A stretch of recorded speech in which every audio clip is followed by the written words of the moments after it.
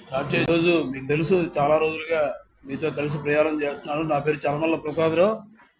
కాపు reservation పోరాట సమితి మరియు కాపు రాజ్యాధికార పోరాట సమితి రాష్ట్ర చైర్మన్గా ఉన్నాను.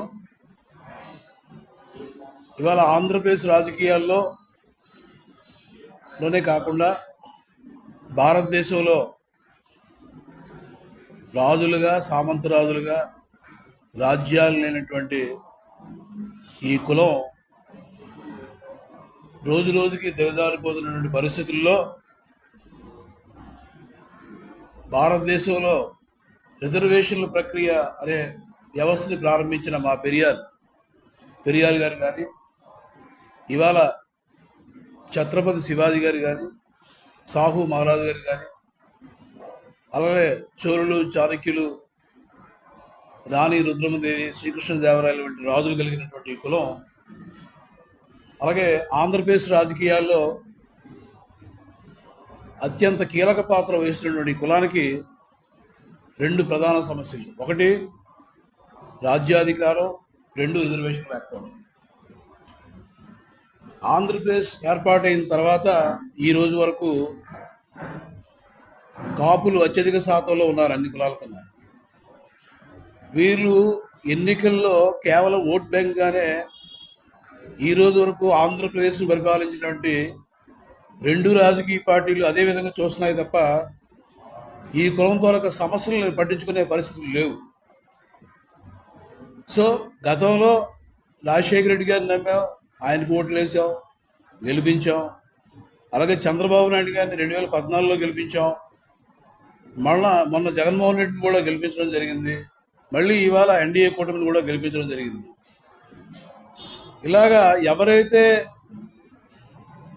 రాజకీయ పార్టీలు ఈరోజు వరకు ఆంధ్రప్రదేశ్ వెళ్ళాయో వీళ్ళని గెలిపించడంతోనే సరిపోతుంది తప్ప మా సమస్యలు కానీ, మా బాధలు కానీ, మా ఆకలి మంటలు కానీ ఎవరు విన్న దాఖలాలు లేవు.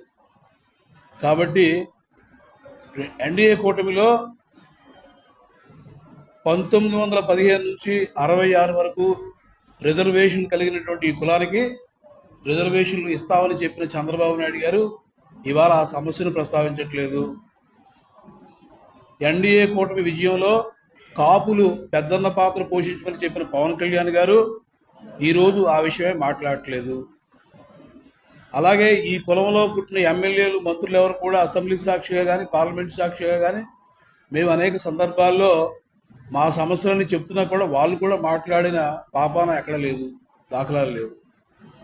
కాబట్టి దీనన్నిటికీ వీళ్ళు ఎలా చూస్తున్నారంటే రాష్ట్రంలో పుట్టగొడుగులాగా రోజుకో సంఘం, కాపు సంఘం పెడుతుంది, వీళ్ళ ఐక్యత లేదు.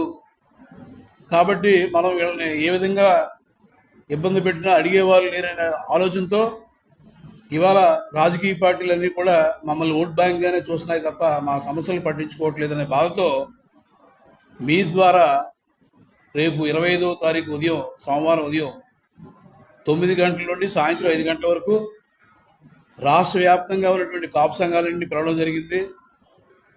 అలాగే విజయవాడ లోకల్లో ఉన్నటువంటి 75 డివిజన్ల నాయకులు పిలవడం జరిగింది. అందరికీ ఒకటే విజ్ఞప్తి చేస్తున్నాను, ఇది చనమల్ల ప్రసాద్దో, కర్రి వెంకటరమణదో, లేకపోతే చందు జనార్దన్దో, లేకపోతే శ్రీనివాస్దో ఎవరిదో సమస్య కాదు. ఇది రాష్ట్రంలో ఉన్న మెజారిటీ పీపుల్ కాపుల తలకు సమస్య. కాబట్టి మీరందరూ విధిగా వచ్చి మనకు జరుగుతున్నటువంటి అన్యాయాన్ని ఇక్కడ ప్రభుత్వం దృష్టిలోకి తీసుకెళ్లే విధంగా మేము పెట్టిన ఈ కార్యక్రమానికి మీరందరూ అత్యధిక సంఖ్యలో హాజరై ఈ కార్యక్రమాన్ని జయప్రదం చేయమని పత్రికా విలేకరుల ద్వారా కాపు కులస్తులందరూ విజయవాడ లోకల్లోనే కాకుండా ఆంధ్రప్రదేశ్ మొత్తం ఉన్నటువంటి కాపు సంఘాలు, కాపు నాయకులందరూ కూడా విధిగా హాజరై మీ తొలక గలాన్ని, మీ తొలక బాధను ఇక్కడ తెలియజేస్తుందిగా మిమ్మల్ని అందరినీ పత్రికా విలేకరుల ద్వారా విజ్ఞప్తి చేస్తున్నాను. Thank you.